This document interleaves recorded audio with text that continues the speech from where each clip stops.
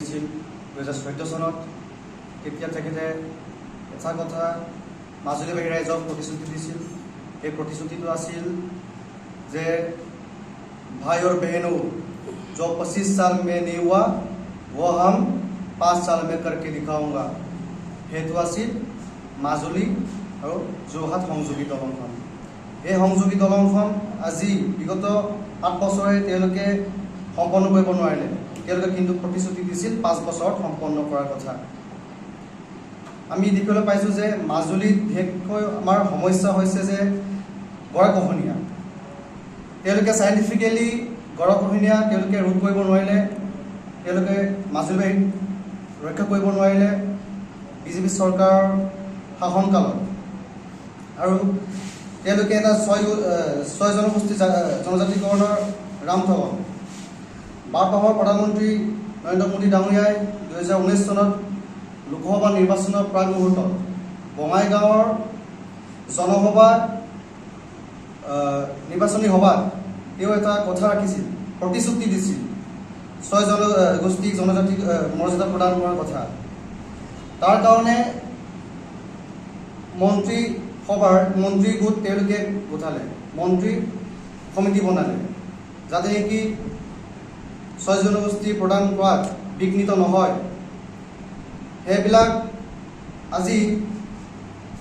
হিমন্ত বিশ্ব শৰ্মাৰ নেতৃত্বাধীন গঠিত সেই সময়ৰ মন্ত্ৰী গোটৰ কেন্দ্ৰলৈ কোনো প্ৰতিবেদনে প্ৰেৰণ নকৰি 6 জনগোষ্ঠী চূড়ান্ত প্ৰতাৰণা কৰিলে।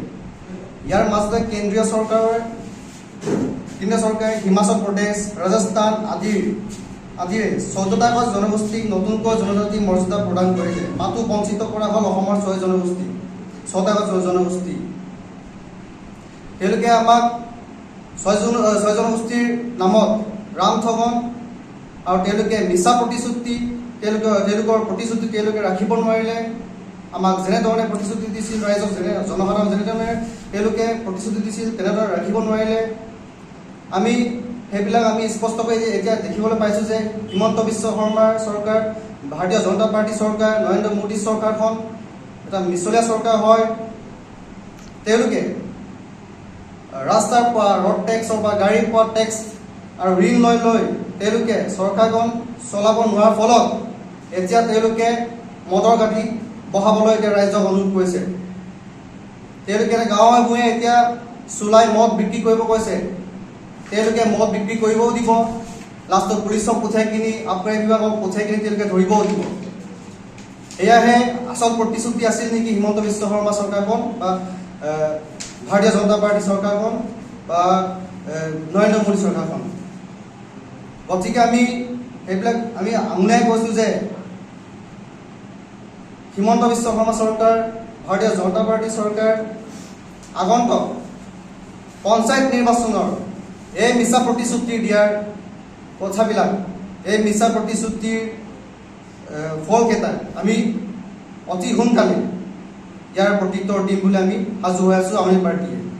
ভেটি ৰক্ষা কৰাৰ কথা, কিন্তু জাতি মাটি ভেটি ৰক্ষা কৰিব তেওঁলোকে ব্যৰ্থতা হৈছে। তাৰ মূল কাৰণ হৈছে NRC নামত তেওঁলোকে একো কৰিব নোৱাৰিলে। তাৰপাছত তেওঁলোকে কা আনি জাপি দিলে, যিয়ে নেকি অসম চুক্তিত এটা ব্যাঘাত আঘাত দিলে আৰু অসম চুক্তি ৰক্ষা কৰিব নোৱাৰিলে। হিমন্ত বিশ্ব শৰ্মাৰ লগতে সৰ্বানন্দ সোণোৱালেও এই কাম কৰাত ব্যৰ্থতা হ'ল। আৰু তাৰ লগতে NRC তেওঁলোকে কাৰ্যকাৰী কৰি সম্পূৰ্ণ কৰিব নোৱাৰিলে। তাৰ উপৰিও বাহিৰা দেশৰ পৰা কাৰ নামত বাহিৰা দেশৰ পৰা মানুহ আনি ভাৰতত সোমাব, বিশেষকৈ অসমত সোমাবৰ চেষ্টা কৰি আছে। আজি যোৱা কেইদিনমান দিনৰ আগতে এটা আপোনালোকে সকলোৱে দেখিছে চাগে যে কেন্দ্ৰীয় মন্ত্ৰী অৰুণাচলৰ তেখেতে MP হয় কিৰণ ৰিজিজু, তেখেতে ইনডাইৰেক্টলি কৈছে যে চাকমা হাজোংসকলক অৰুণাচলৰ পৰা অসমলৈ অনাৰ কথা পাতিছে বা ডক্টৰ হিমন্ত বিশ্ব শৰ্মাৰ লগত তেওঁলোকে কথা পাতিছে, ইয়াতে বসতি দিব পৰা তেনেকুৱা ধৰণৰ কথা। এইখিনি কৰি তেওঁলোকে কাৰ নামত আমাক যিখিনি আঘাত দিছে ইয়াৰ ব্যৰ্থতাৰ প্ৰমাণেই হয়। তাৰ লগতে আজি অসমত দৈনন্দিন জীৱনত যি আমাৰ আৱশ্যকীয় বস্তু সুৰাকৈ দাম বৃদ্ধি হৈছে, যি দাম বৃদ্ধি হোৱাৰ কাৰণে সাধাৰণ মানুহে চলিব পৰা নাই। আৰু তাৰ লগতে এতিয়াতো নিউজত খুবেই ওলাই আছে যে মদৰ যি টাৰ্গেট দিছে, মদ বিকিবৰ কাৰণে আপোনাৰ 4,500 লিটাৰ মদ প্ৰতি মাহে বিকিব লাগিব। ইফালে তেওঁলোকে মদৰ টাৰ্গেট দিব, ইফালে তেওঁলোকে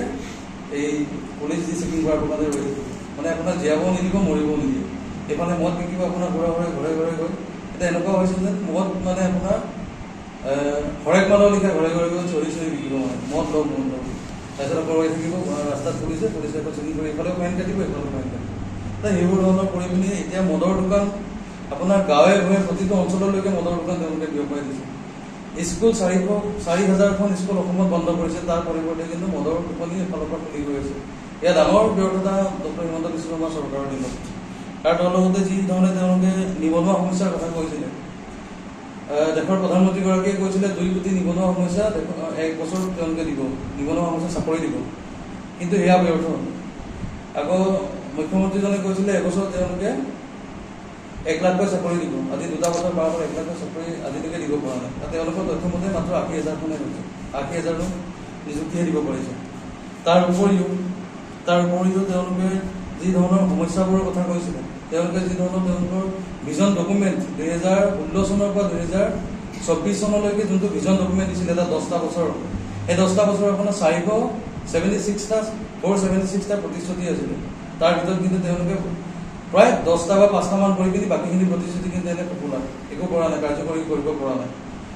তেওঁলোকে সেইখিনি কাৰ্যকৰী কৰিব পৰা নাই একেবাৰে পয়া লগত আজি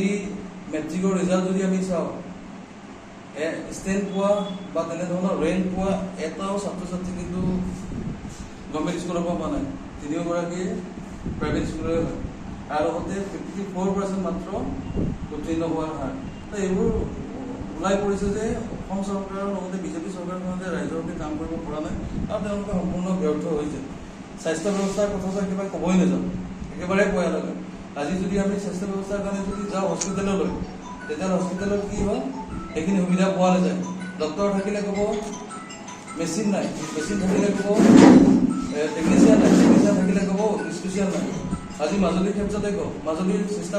স্বাস্থ্য ব্যৱস্থাটো একেবাৰে পয়া লাগে কিয় আজি যদি আমি মাজুলী কিবা এটা ইমাৰ্জেঞ্চি কেছত ডক্টৰৰ ওচৰলৈ যাওঁ বা হস্পিটেললৈ যাওঁ আমি সময়ত ডক্টৰ বিচাৰি নাপাওঁ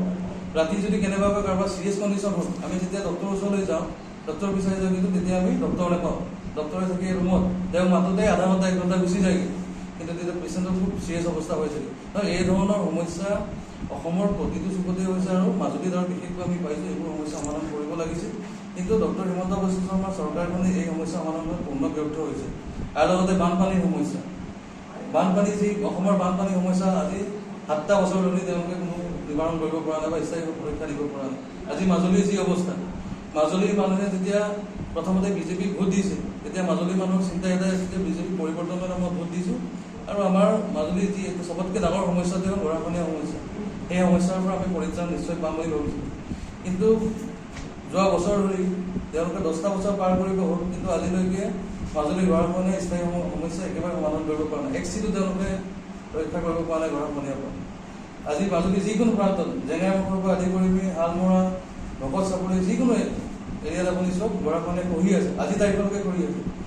যেতিয়া বাৰিষা আহিব সেই সময়ত বিভাগীয় কৰ্তৃপক্ষ গৈ পিনি চাব ৰাইজক লৈ পিনি কেইডালমান গছ কাটি পিনি বাঁহ কাটি পিনি সেইখিনি নিবাৰণ কৰিব বিচাৰে কিন্তু তেনেকৈতো নহয় ৰাইজৰ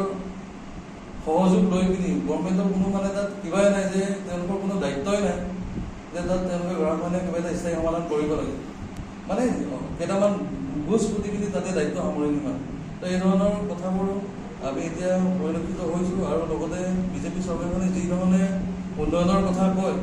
আৰু যি ধৰণে তেওঁলোকৰ প্ৰতিশ্ৰুতি সেইমতে কাম কৰিব পৰা নাই তেওঁলোকৰ উন্নয়ন আৰু তেওঁলোকৰ প্ৰতিশ্ৰুতি অকল বিজ্ঞাপনতে সীমাবদ্ধ হৈ থাকে আৰু সেই প্ৰতিশ্ৰুতিৰ কাৰণে সেই প্ৰতিশ্ৰুতি পূৰণ কৰিব নোৱাৰাৰ কাৰণে তেওঁলোকৰ যোৱা 8টা বছৰৰ ব্যৰ্থতাৰ কাৰণে আমি এটা বুকলেট তৈয়াৰ কৰি ওলাইছোঁ আৰু এই বুকলেটখনৰ সকলোখিনি কথা লিখা আছে সেই লোনৰ পৰিমাণ হৈছেগৈ 1,42,000 কোটি টকা গতিকে এই হিচাপত আমাৰ কি হৈছে প্ৰত্যেকজন নাগৰিকৰ ওপৰত 40,000 টকাকৈ আমাৰ এতিয়া লোনৰ বোজা আমাৰ পৰি আছে গতিকে এই আমাৰ এখন অনবৰ্ষৰ অসমৰ কাৰণে এনেধৰণৰ যদি লোনৰ বোজা বা দাবী দিয়া হয় তেনেহ'লে সাধাৰণ ৰাইজে সৰ্বসাধাৰণ ৰাইজে কি ধৰণে চলিব আমাৰ নিজৰ অৰ্থনৈতিক অৱস্থা আমি নিজেই টনকিয়াল কৰিব পৰা নাই তাৰ উপৰি যদি এনেধৰণৰ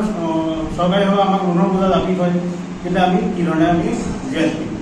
গতিকে এইবোৰ ধৰণৰ প্ৰতিশ্ৰুতি তেওঁলোকে প্ৰথমতে দিছিলে, আগুৱাই দিছিলে, কিন্তু তেওঁলোকে একো সফল হ'ব পৰা নাই। গতিকে আমি ক'ব পাৰোঁ যে বিজেপি চৰকাৰখন সম্পূৰ্ণৰূপে বিফল। গতিকে তেওঁলোকে আমাক দুখৰ উপৰি দুখৰ বোজা জাপি আহিছে। ধন্যবাদ।